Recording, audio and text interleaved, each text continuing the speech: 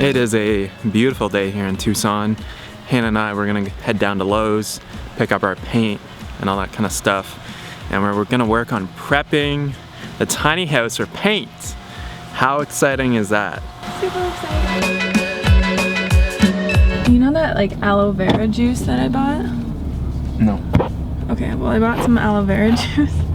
I don't know if you guys have ever had aloe vera juice, but it is disgusting. And I bought like 2 liters of this stuff. And I'm like, I gotta force myself to drink this now. It's so gross. Like, No, I don't even know what it's good for. I don't even know why I bought it. But like, it's disgusting. Thanks for that, Hannah.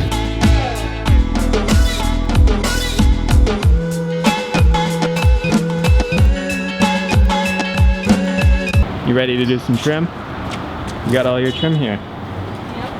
Yep. Yeah, girl.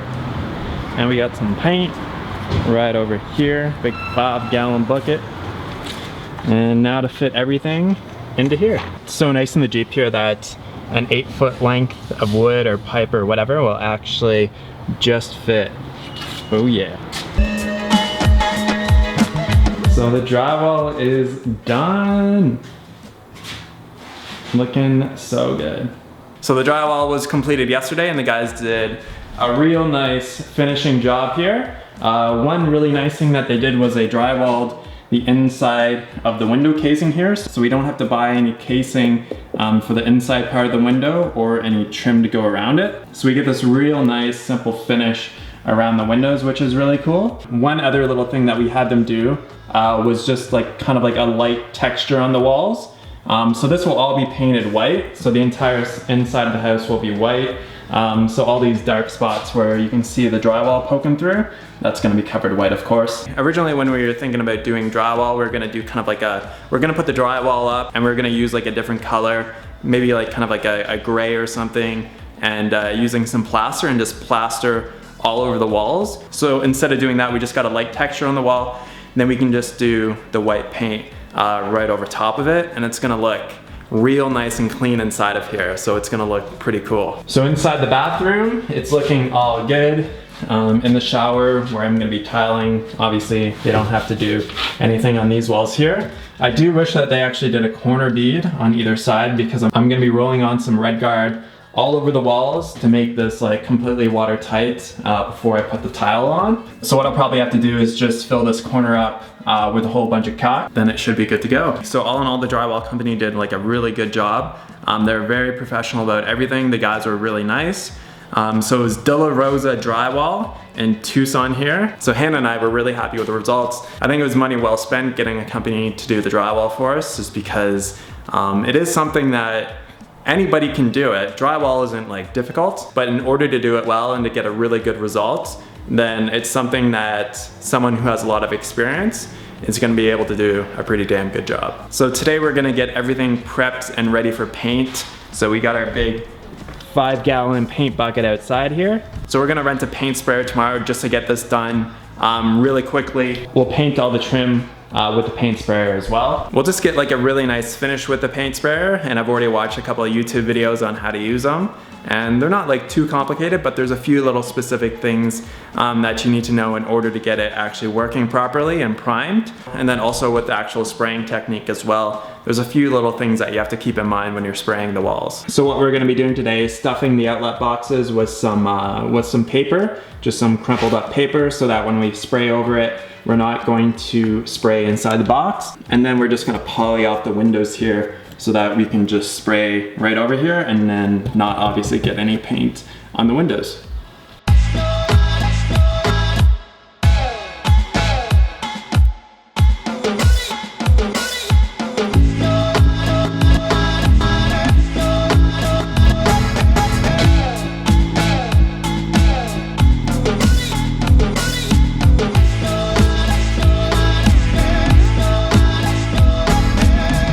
So change of plans, instead of doing the sprayer tomorrow, I think we're just going to get some rollers and just roll it out. Because putting the poly up around the windows means that we can't open the windows, and it's just taking a lot longer than we thought. So we'll just put some tape around the windows, around the corner there, and then we can just roll the inside of the window and then just roll everything else, and then we don't have to figure out how to use a paint sprayer. And I don't think it's gonna save us that much time because there's not a whole lot of space to paint. Yeah, the claustrophobia is strong on this one.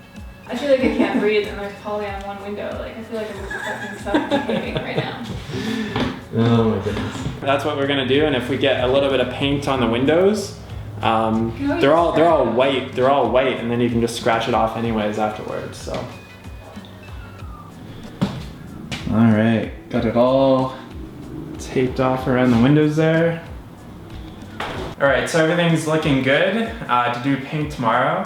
What we might actually get is like one of those little paint sprayers so that we can do some of the edge work. Windows.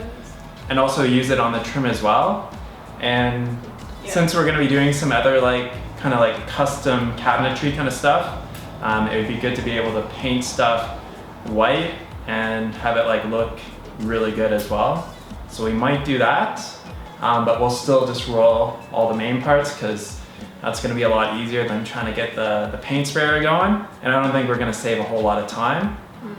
All right, we'll catch you guys on tomorrow's video when you see everything white. Peace. Peace.